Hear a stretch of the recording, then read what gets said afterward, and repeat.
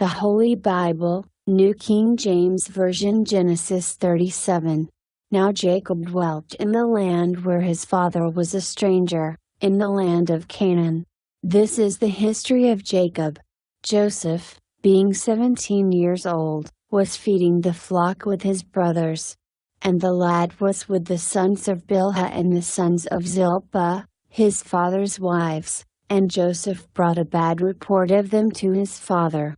Now Israel loved Joseph more than all his children, because he was the son of his old age. Also he made him a tunic of many colors.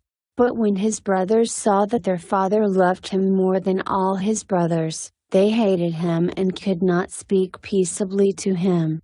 Now Joseph had a dream, and he told it to his brothers, and they hated him even more. So he said to them, "Please hear this dream which I have dreamed. There we were, binding sheaves in the field. Then behold, my sheaf arose and also stood upright, and indeed your sheaves stood all around and bowed down to my sheaf." And his brothers said to him, "Shall you indeed reign over us? Or shall you indeed have dominion over us?" So they hated him even more for his dreams and for his words. Then he dreamed still another dream and told it to his brothers, and said, "Look, I have dreamed another dream. And this time, the sun, the moon, and the 11 stars bowed down to me." So he told it to his father and his brothers, and his father rebuked him and said to him, "What is this dream that you have dreamed?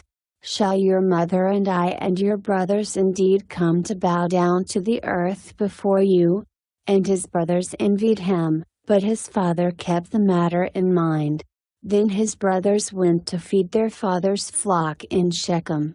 And Israel said to Joseph, "Are not your brothers feeding the flock in Shechem? Come, I will send you to them." So he said to him, "Here I am." Then he said to him, "Please go and see if it is well with your brothers and well with the flocks, and bring back word to me." So he sent him out of the valley of Hebron, and he went to Shechem. Now a certain man found him, and there he was, wandering in the field. And the man asked him, saying, "What are you seeking?" So he said, "I am seeking my brothers. Please tell me where they are feeding their flocks." And the man said, "They have departed from here, for I heard them say, 'Let us go to Dothan.'" So Joseph went after his brothers and found them in Dothan. Now when they saw him afar off, even before he came near them, they conspired against him to kill him. Then they said to one another, "Look, this dreamer is coming. Come therefore, let us now kill him and cast him into some pit, and we shall say, 'Some wild beast has devoured him.' We shall see what will become of his dreams."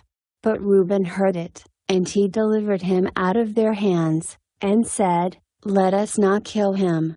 And Reuben said to them, "Shed no blood, but cast him into this pit which is in the wilderness, and do not lay a hand on him that he might deliver him out of their hands, and bring him back to his father." So it came to pass, when Joseph had come to his brothers, that they stripped Joseph of his tunic, the tunic of many colors that was on him. Then they took him and cast him into a pit. And the pit was empty, there was no water in it. And they sat down to eat a meal. Then they lifted their eyes and looked, and there was a company of Ishmaelites, coming from Gilead with their camels, bearing spices, balm, and myrrh, on their way to carry them down to Egypt. So Judah said to his brothers, "What profit is there if we kill our brother and conceal his blood? Come and let us sell him to the Ishmaelites, and let not our hand be upon him, for he is our brother and our flesh." And his brothers listened. Then Midianite traders passed by, so the brothers pulled Joseph up and lifted him out of the pit, and sold him to the Ishmaelites for 20 shekels of silver. And they took Joseph to Egypt. Then Reuben returned to the pit, and indeed Joseph was not in the pit, and he tore his clothes. And he returned to his brothers and said, "The lad is no more, and where shall I go?" So they took Joseph's tunic, killed a kid of the goats, and dipped the tunic in the blood. Then they sent the tunic of many colors, and they brought it to their father and said, "We have found this. Do you know whether it is your son's tunic or not?" And he recognized it and said, "It is my son's tunic. A wild beast has devoured him." Without doubt Joseph is torn to pieces. Then Jacob tore his clothes, put sackcloth on his waist, and mourned for his son many days.